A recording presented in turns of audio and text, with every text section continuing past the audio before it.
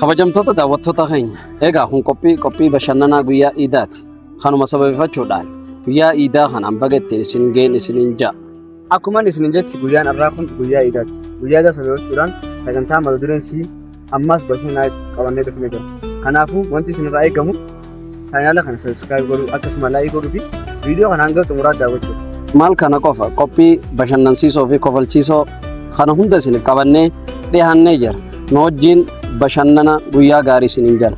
Guruppiin keenya hundinuu dhufanii asitti argamanii jiru. Guruppiin keenyaaf haamilee.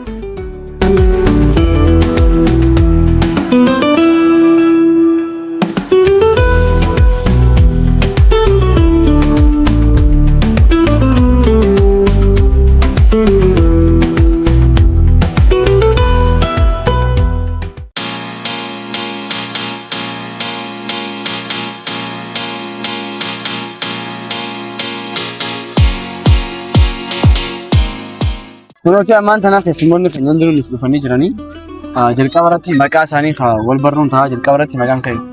Duraan dursee maqaan kiyya guutuun Kadir Mahammad Jaha. Garuu kan inni tiktaak irratti itti beekamu Kaddaa Zeezara.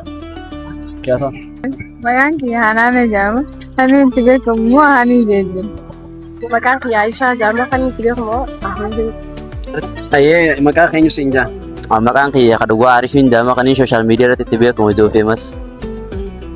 Tooyin siin jaa maqaa kee? Anillee maqaan kiyya Kadhugaa Sabaan jedhama. Garuu kan tiktook irraa Abhiira.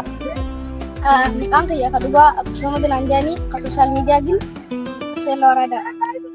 Egaa maqaa isaaniitti wajjin wal barree jira. Ammaan tana ammoo karaa maaliif dabala? Gamoon nuti illee maqaa keenya boruu barbaaddan anis gama kiyyaa maqaan kiyya Ayyaanaa jedhama. Kan onlaayinii irratti ittiin beekamu Arhaaniin jedhama. Anis akkuma nabeetan maqaan kiyya sooshaal miidiyaa irratti Aroopeemasii maqaan kiyya kan normaal ammoo Osamaa Maammadii. Sagantaan keenya amma eegalee jira. Saniifuu sagantaa keenya irraa akka bohaartan akka gammadan abdii qabna.